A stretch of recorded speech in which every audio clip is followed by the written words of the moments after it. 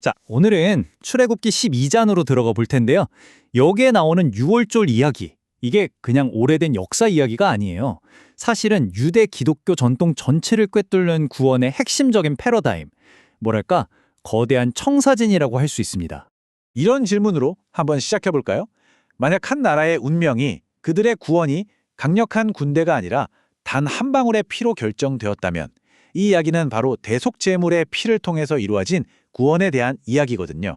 자, 그럼 본격적으로 시작해 볼까요? 모든 희생제사에 앞서서 하나님께서 정말 파격적인 일을 하세요. 바로 달력을 완전히 리셋해 버리신 겁니다. 이 구원의 사건이 워낙 중요하니까 아예 시간의 틀 자체를 새로 짜야 한다, 이런 신호였던 거죠. 이게 무슨 의미냐면요. 하나님께서 새해의 시작을 바로 이 구원 사건에 맞춰버리신 거예요. 언약 공동체에게는 세상이 돌아가는 자연의 역사보다 그들을 구원하신 영적인 역사가 훨씬 더 중요하다, 이렇게 선포하신 겁니다. 여기서 두 세계관이 어떻게 충돌하는지 한번 보세요. 정말 흥미롭습니다. 이 새로운 달력은요, 당시 최강대국이었던 이집트의 세계관에 정면으로 도전하는 거였어요. 너희 시간의 주인은 나일강도 아니고 파라오도 아니다. 바로 나, 야훼 하나님이다. 이렇게 선언하는 거나 마찬가지였죠. 자, 이제 이야기의 심장부로 들어가 보겠습니다. 바로 어린 양이죠. 이 희생제물을 고르는 조건이 정말 까다롭고 구체적이었는데요. 여기에는 아주 결정적인 원칙이 담겨 있었습니다. 나흘 동안의 준비 기간이 있었어요. 당연히 흠이 있는지 없는지 꼼꼼히 살펴보는 실용적인 목적도 있었겠죠. 근데 더 중요한 건 이 양을 집안으로 들여와서 가족처럼 지내게 했다는 거예요.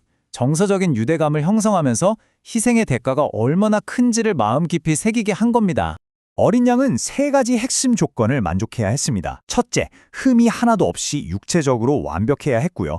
둘째, 심판의 대상이었던 장자와 성별이 같은 수컷이어야 했어요. 그리고 셋째, 생명력이 가장 왕성한 1살짜리여야 했습니다.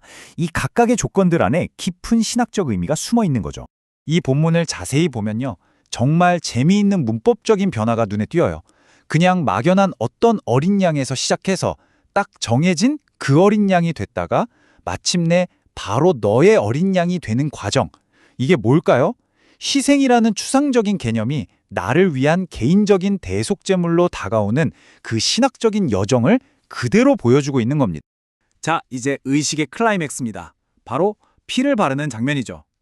이 행위의 의미를 제대로 이해하려면 고대 근동의 한 특별한 개념을 알아야 합니다. 바로 문지방 언약이라는 건데요. 당시 사람들은 집의 문지방을 아주 신성한 제단처럼 여겼어요. 그래서 거기에 피를 바르는 건 보호해주겠다는 언약을 맺는 행위였고요. 만약 그 피를 밟는다면 그건 엄청난 경멸과 모욕을 뜻했습니다. 이 히브리서 말씀이 바로 그 문화적 배경을 강력하게 보여주는 거죠. 문지방에 뿌려진 언약의 피를 모독하는 건 신성한 보호를 걷어차버리는 그야말로 최악의 배신 행위였던 겁니다. 그리고 피를 바를 때 썼던 도구가 바로 우슬초인데요. 이 평범해 보이는 식물은 성경에서 계속해서 정화와 정결의 상징으로 쓰여요. 시편 51편에도 나오고 놀랍게도 예수님의 십자가 장면에도 다시 등장하죠. 결국 핵심은 이겁니다. 구원은 철저하게 객관적인 기준에 달려 있었어요. 집안에 있는 사람이 얼마나 착한지, 얼마나 믿음이 좋은지는 상관없었습니다. 오직 문에 발린 피가 있느냐 없느냐, 그것만이 중요했던 거죠. 피가 심판으로부터의 안전을 의미했다면 그 다음에 이어지는 식사는 앞으로 떠나야 할 여정을 위한 힘을 공급하는 역할을 했습니다.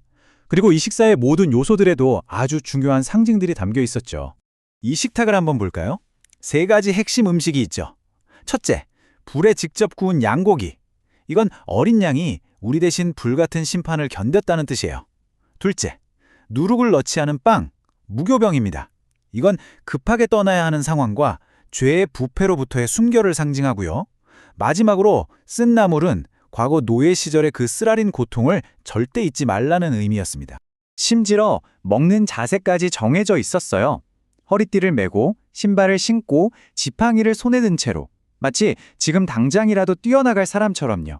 이건 우리는 여기에 안주할 사람들이 아니라 언제든 떠날 준비가 된 순례자다라는 걸 온몸으로 보여주는 비상사태의 예식이었던 겁니다.